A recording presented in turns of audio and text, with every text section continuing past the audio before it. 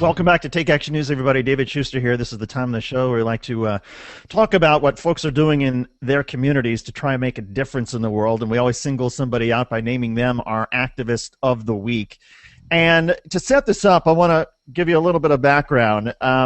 By the time women in the United States graduate from college, one in four will have been raped.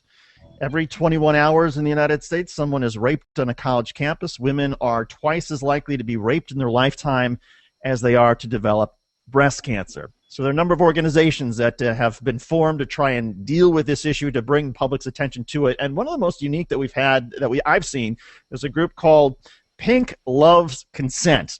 Pink Loves Consent, and it's about sending the message that no means no, and that there's a way for women to essentially signal this, make it very clear to people that no means no. So what I want to do is bring in one of the founders of this, Rebecca Nagle. She's one of the creators of Pink Loves Consent.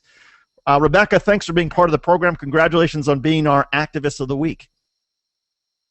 Actually, no, I'm being told we don't have her just... Well, Rebecca Nagle, are you there?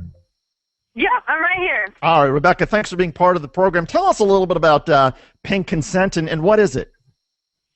So Pink Loves Consent was a prank to hijack Victoria's Secret's image and pretend like we were Victoria's Secret promoting the idea of consent to fight rape. And consent is a verbal agreement between two people about how and when they're comfortable having sex.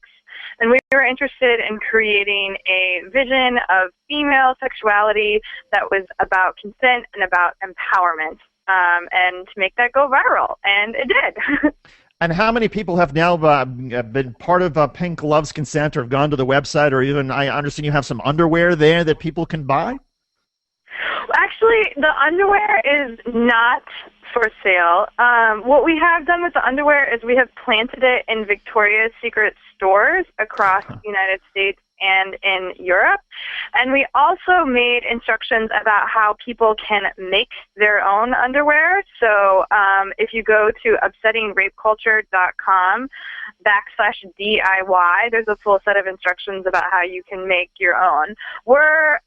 We don't want to sort of monopolize the consent is sexy underwear. We want it to be more grassroots, and we want people to be inspired and to go and take it as far as they can, which actually a lot of people have contacted us and already told us that they're making their own, which we think is awesome.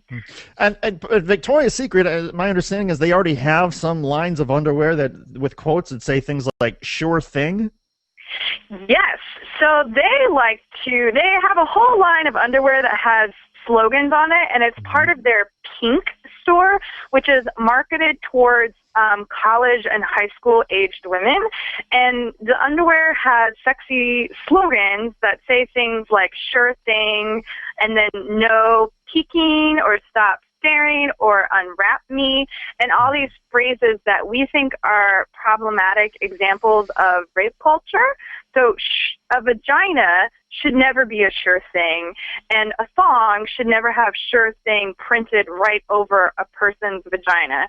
So we say on our website, if you go to pinklovesconsent.com, it says "no vagina is ever a sure thing, ask first." And then we have a song that says, instead of "sure thing," ask first. Rebecca, how did you get involved in activism? A long time in different ways. I've done community organizing in Baltimore. I've done activism around racism and workers' rights. So probably for the better part of a decade.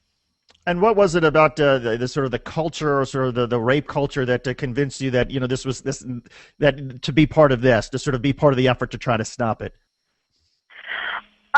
I think my desire to upset rape culture comes from both personal experiences that I've had, and then growing out of personal experiences with sexual violence. I was doing art about sexual violence and also working directly with survivors with art therapy, and still feeling frustrated, like our culture needed to be having a different type of conversation, and then teamed up with my friend Hannah Brancato, who was in a similar place, and she's been working at a domestic violence shelter doing art.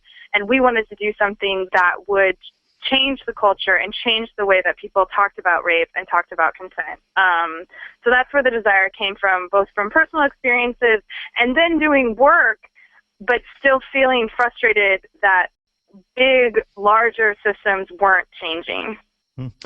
Rebecca, we always like to ask our activists of the week, what advice would you give people who are thinking about activism, getting involved, or even if whether it's a little or a lot? What sort of advice would you give them, and what lessons have you learned along the way?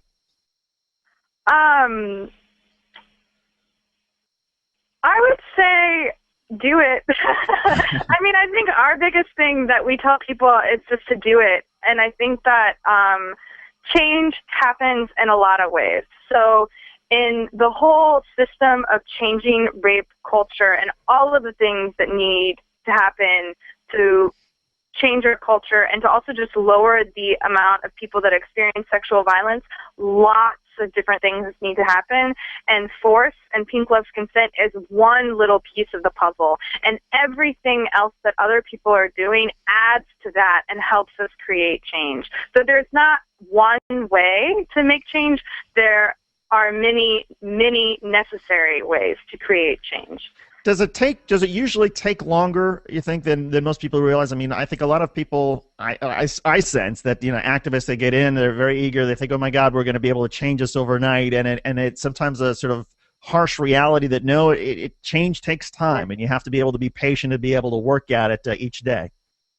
Yeah, and I think that when you look at rape culture, I feel like we're actually in a moment in time in the United States where a lot of things are changing for the positive, and I think people are starting to talk about it in a different way. So we had all of the comments that our lawmakers or people running for office made during the election, and the backlash and the way that those comments were unacceptable. I mean, we had our president and our vice president on national broadcast saying rape is rape. And so it was unfortunate that those comments were made, but then the conversation that came out of it was really positive.